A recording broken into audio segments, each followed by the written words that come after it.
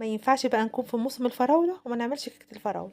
كيكة الفراولة دي من أطعم وأطعم وأطعم الكيكات، جربوها إن شاء الله تعجبكم. لأول مرة بقى بتتفرجوا عليا يا ريت تدعموني باللايك وتشتركوا في القناة عشان يوصلكوا كل جديد إن شاء الله. وكل سنة وانتم طيبين وبخير يا رب دايما. هنبدأ بقى نعملها مع بعض بطريقة سهلة أوي. دي كوباية إلا ربع سكر، نص كوباية زيت، وكوباية إلا ربع لبن، وبيضة واحدة بس. هضرب كل المكونات دي كده في الخلاط، مكونات سهلة أوي أوي وإن شاء الله يا رب تكون موجودة في كل بيت. هنبدأ بقى نخلط المكونات دي كويس جدا، ونحطها بقى ايه في بولة كده. وهكون بقى بجهز الدقيق بتاعي. هحط طبعا فانيليا، وهضرب بقى المكونات دي كويس اوي. هبدأ بقى احط ايه كوبايتين دقيق وربع، كوبايتين وربع دقيق، وهحط عليهم معلقة نشا ومعلقة بيكنج باودر كبيرة، وهخلط المكونات كويس اوي. اقلبهم كويس وبعد كده بقى اخلطهم في بعض كويس. اكون طبعا مسخنة الفرن بتاعي معايا، وهنزل بقى بالخليط ده كده بعد ما اخلطه هنزل بيه ايه في صينية كده، وهدخله بقى الفرن.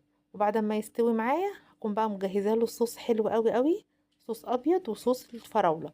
هتحبوه قوي، طعمه حلو جدا. ممكن تجربوه بقى في الشتاء، تجربوه في الصيف. الاطفال هيحبوها قوي قوي، وان شاء الله هيطلبوها منكم على طول من كتر ما هيحبوها. كده بقى كده خلاص، انا كنت دخلت الكيكه بتاعه الفرن. هبدا بقى اعمل ايه صوص الفراوله. دي كوبايه فراوله، نزلت عليها بقى بايه بمعلقه سكر ومعلقتين عسل واربع معالق ميه واحده بس.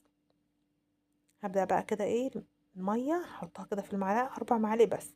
هبدأ بقى اقلبهم كويس قوي، واحطهم بقى على نار هادية خالص. اول بقى ما يعمل معايا صوص حلو كده هطفي النار عليه.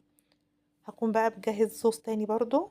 دول كوبايتين لبن، هحط عليهم معلقتين نشا ومعلقة كريم شانتيه ومعلقة سكر واحدة بس، لان طبعا الكيكة فيها سكر، والصوص برضو بتاع الفراولة هيبقى فيه سكر، فانا مش عايزة تبقى مسكرة قوي. هقلب بقى كويس جدا، وبعد كده بقى هحطه برضو على نار هادية. اول ما يبدأ يتقل معايا كده ويبقبق كده من الجناب، هروح بقى مطفيه عليه على طول. الكيكه بقى كانت استوت معايا.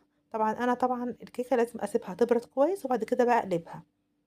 هتتقلب معايا بكل سهوله جدا. شايفين اتقلبت بكل سهوله. اتحرك بقى معايا كويس، هي اصلا كمان كانت لسه دافيه. انا بقى كنت بحاول ايه احركها كده بحرص.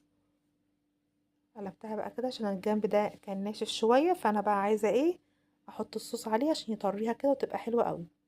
عملت بقى الصوص بتاعي اللي هو صوص الكريمه بتاعي ده. هبدأ بقى احطه على ايه على وشها كده.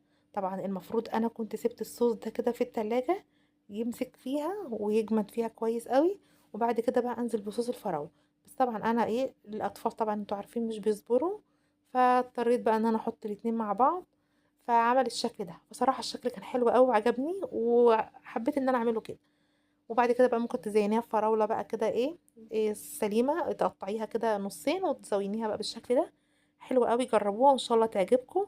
ولو اول مرة بقى بتتفرجوا عليا يا ريت تدعموني باللايك وتشتركوا في القناة عشان يوصلكوا كل جديد ان شاء الله.